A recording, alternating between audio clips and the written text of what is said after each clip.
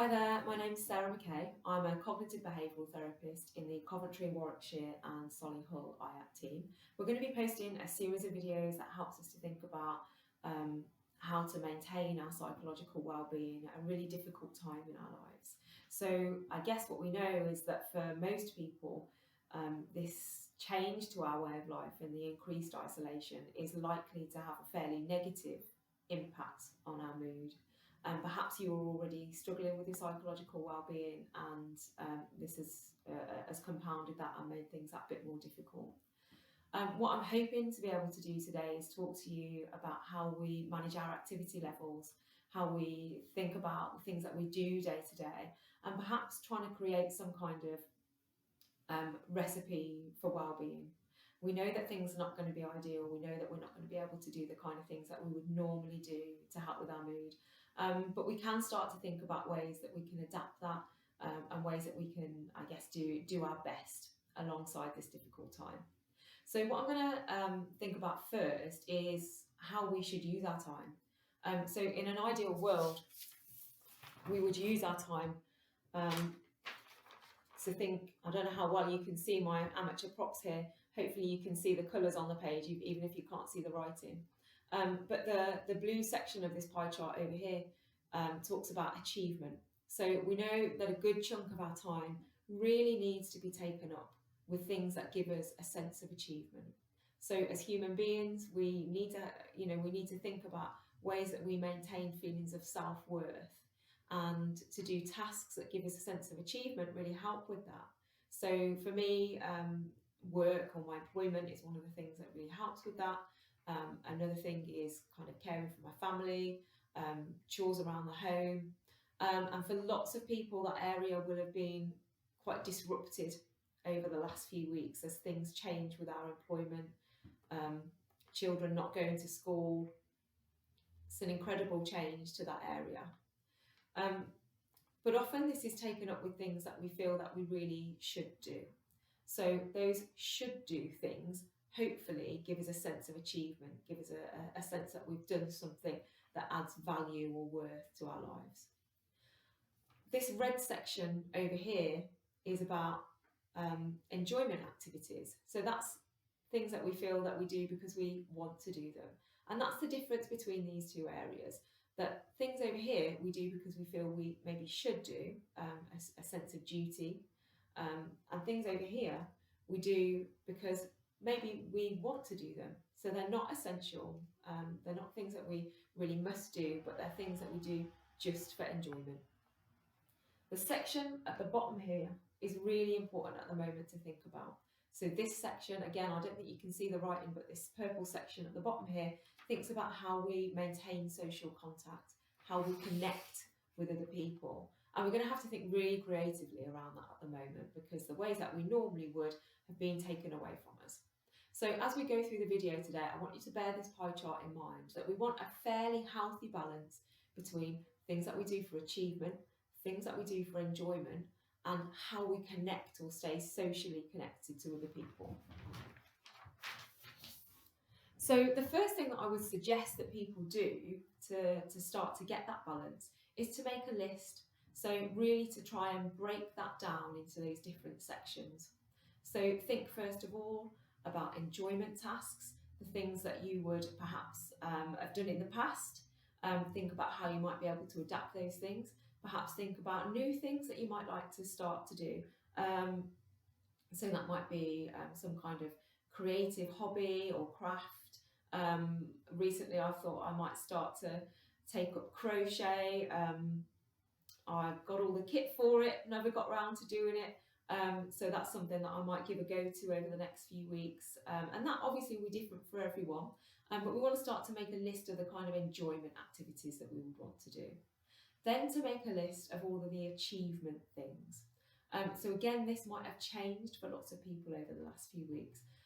But we can start to think about how we can get that sense of self-worth, that sense of achievement, even though things might be different in our lives. And then also to think about ways that we might connect with other people. Now I've made my list, I'm going to scooch in a little bit here so that maybe you might be able to see it a little bit better. But over there on the achievement, on the enjoyment list, I've got things like reading, things like just caring for myself a bit better. So pampering, using face packs, taking baths, exercise, um, baking, cooking, those kind of things that I'd normally really like to do, that I would enjoy doing, but perhaps don't have the time to do. I'm going to get lots of time for doing those at evenings and weekends at the moment. Watching favourite TV shows. The National Theatre Live are going to be streaming some of their shows. I'm quite looking forward to seeing some of those. What else have I got here? Yeah, planning crafts and doing things with my daughter as well. Spending time with her in the garden. If the weather stays cheered up, that would be really nice to do as well. And then over in the achievement list, I've got a few things that perhaps I've been meaning to get round to doing that I haven't had chance to yet. Again, I'm not too sure how well you can see these, but gardening, kind of day-to-day chores, but lots of things like kind of clearing out the top of the stairs, clearing out under our stairs, clearing out the wardrobe, paying bills for family members, errands for neighbours, sorting out daughter's toys, lots of things that she's not going to be using now that still are kind of cluttering up the home. Exercise I've got on my achievement list as well, because that's not something that I always feel that I want to do, but it is something that I feel is a should do, something that's quite important that I should do. And clean the oven on the bottom there. So lots of tasks maybe that I haven't got round to doing over the past few years in some cases, that I'm hoping to use this time for, maybe to get that sense of achievement. Now, the other really important thing for us to think about, and that's the last column on my to-do list here, is to think about how I'm going to maintain social contact with other people. Now, I'm a bit of a technophobe, so this has been something that's quite a challenge for me, but I have been challenging myself to experiment with this a little bit. So I've been using Zoom. I've been using an app called House Party, and it's actually been really good. A really good way of keeping in touch with other people. So I did, there was a quiz on YouTube, and I had some friends on this, on a messenger app. So we were all doing the quiz, and then we were telling each other our scores. I managed a game of Trivial Pursuit with my sister, my brother-in-law, via Zoom on Saturday night. Now that's not too out of the ordinary that we might have a games night and have them over and have a meal and a games night. Obviously they weren't in the room with us, but actually it wasn't that different. We had a really good night together. So I've been quite pleased with how some of those things are paying off. And actually it's led me to keep more in contact with other people. I've got a friend who lives around an hour away. It's certainly not the other side of the world. But we struggle to stay in touch, and actually we've had some really nice conversations over video messenger apps in the last few weeks. And in some ways I'm feeling more connected to the people around me. Switch numbers with some of the neighbours, keeping in contact with them via phone, running a few errands for people. It's really kind of led to a sense of connectedness with those people, rather than feeling more isolated. So I'm going to try and keep up with some of those things. So here on my list of ways to keep in social contact with people, I've got using Zoom, using House Party, online quizzes, using WhatsApp video with my mom and with my sister, letter writing to older relatives. So I can keep in contact with some of my older relatives over the telephone. But they are completely isolated. They're not going out at all at the moment. So I thought it might be nice for them to have letters to read back over. And I actually quite enjoyed writing some of those as well. Another thing that I've been doing, I used to love going to toddler groups, baby groups with my daughter when I was on maternity leave. That's not something that I've been able to do. But actually, now that we're all isolated, a lot of these groups have started doing stuff online. So I've been doing a toddler group at 6:30 in the evening to get her ready for bed, and it's like a few songs, and then they do a story time. That's been really lovely. At the weekends there's been a couple of toddler groups doing their kind of baby music things online. Again, that's been really lovely, and you see comments from other parents and some of the people that I was in baby groups coming up and commenting as well. So that's been really nice. Again, a sense of connectedness with other people, even though we're at home, just the two of us. So it's really important to start to think about how you might be able to feel a bit more connected with the world around you. One of the things that you might want to think about doing as well is some volunteer work. There's lots of opportunities anyway for volunteer work in our local communities. These things happen all of the time, but at the moment it's even easier to sign up and access to that. So the government have recently set up their access to volunteering. Now, some of that might be doing a bit of running around for people, but one of those options is just to give a call and have a chat with somebody that might be feeling very isolated. And there's other organisations that do that as well. There's an organisation called Silverline that support older people to feel less isolated if they're not able to leave their homes. Obviously, Age UK as well. There's a Good Neighbours project over in Coventry that supports older people. So lots of organisations that were already set up in addition to the support that the government are putting in place at the moment as well. So we're thinking about those three areas: enjoyment, achievement, social contact. Now, it's really important to think about how we motivate ourselves to do those things, because if we're feeling motivated to do them, then obviously it's easy to do. But most of the time, when we're feeling down or when we're feeling anxious, it's hard to find the motivation to do those things. One of the most important things is to think about breaking tasks down into smaller chunks. So, for example, if I've been trying to really focus in on exercise over the past few weeks. I know that's something that really helps me to maintain psychological well-being. Even though it's not something that I would say is solidly in my enjoyment list, it probably fits more with my achievement list. Actually, I know that it has a really positive impact on my mood when I do it. So I've been trying to run, and I joined a running club before, actually, quite a social running club. Certainly not somewhere that takes the running too seriously, but it did help me to stay motivated to exercise. Now I'm trying to keep in touch with some of those people via the Messenger app and via their group online. But one of the ways that I motivate myself to do that is by really staying realistic with what I'm able to do. So if I think, right, I'm going to go out for a 45-minute run, which I might do if I was with my running group, I know that that feels really overwhelming, and I know that I'm probably not going to get off the couch and go and do it. But if I say to myself, right, I'm just going to run 10 minutes one way out of my front door, and then I'm going to run 10 minutes back, I'm probably going to be able to find the motivation to do that. And a little while ago, it wouldn't have been that much either. I might have been saying, right, I'm going to go for a 20-minute walk, and for 1 minute of that, I'm going to do a short run. And then build it up from there. So you've got to think in your mind, what feels achievable to me right now? Try not to be tempted to judge yourself on past standards or judge yourself by other people's standards. Think, what does feel manageable for me today?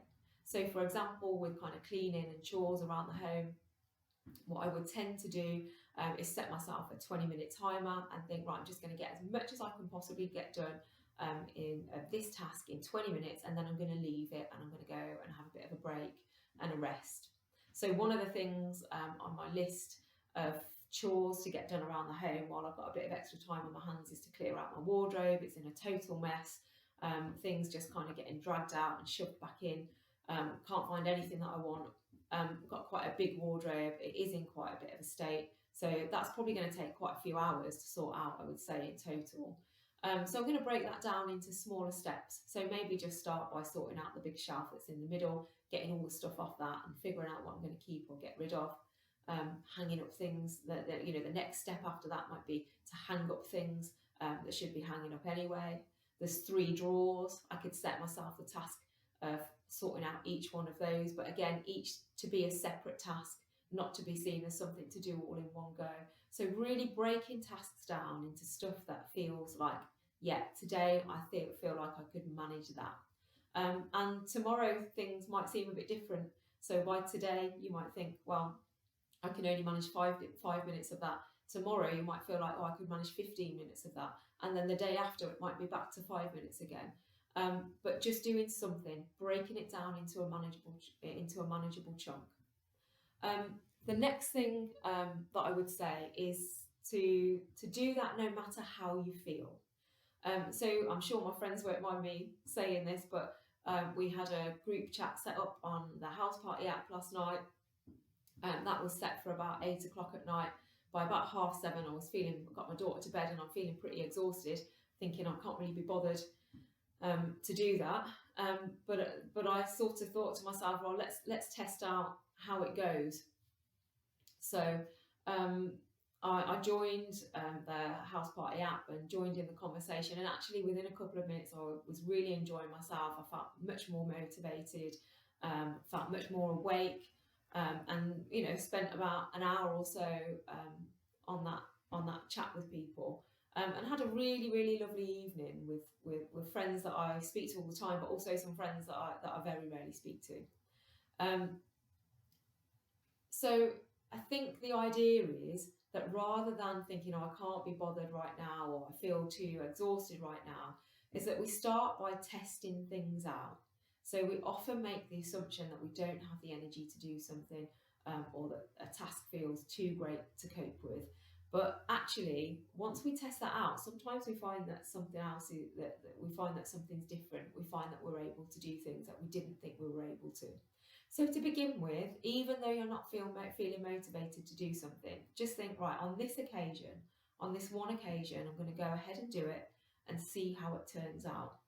Hopefully, once we have a few good experiences, we'll figure out, actually, yeah, these are the things that I'm going to do again. Or the opposite might be true. We might find that actually, no, that wasn't good for my mood, or that wasn't good for my energy levels. And if we've tested it out a few times and it's still not working, maybe that's something that comes off the list and we replace it with something else.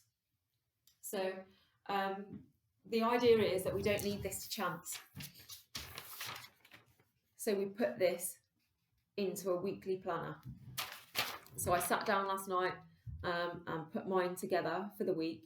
So I hope that this is like a recipe for well-being, that dotted throughout that week is things that I will need to do for achievement, things that I'll need to do for enjoyment, staying connected with other people, and crucially, having that planned in advance. If we leave it till the last minute, if we leave it to chance, we're going to find it really difficult to get that balance. We're going to find it really difficult to maintain the balance between those different areas. And we might find that it's more difficult to get round to doing things as well. Now, test out how you do this. It works for me to do it a week at a time. But for some people that I've worked with, they've said actually doing a day at a time to begin with seems a bit more manageable. Now, we don't want to overwhelm ourselves. So we might have quite a long list of enjoyment activities, quite a long list of achievement activities. But we just choose a few of those things to do each week. We're not trying to get all of those done. We're not trying to make our planner look incredibly busy, but we don't want it to look incredibly sparse either. We want to make sure that we've got things that we're working towards on a day-to-day basis. So I guess the take-home messages from that then. So make sure you've got a balance between things that you enjoy, things that you need to achieve, and staying connected with other people, and be creative in the way that you think about doing those things. We might be skeptical at the minute about engaging with other people via social media, but certainly I found that to be quite useful. Make sure that you plan that in advance. So leaving it to chance, leaving it until last minute to decide what to do is going to make it very hard to get that balance, but it's also going to make it pretty hard to be motivated. We're not going to get everything that's on our planner done, but we're more likely to get things done if we've planned them in. So I hope that that's been helpful. There'll be comments below, I'm sure. So if you've got any questions, or you're thinking about how this might be adaptable to your situation, then please do get in contact with us. Our referral line is still open, so that's 02476 671 090. That's 02476 671 090 to make a self-referral into the Coventry team. Thanks very much.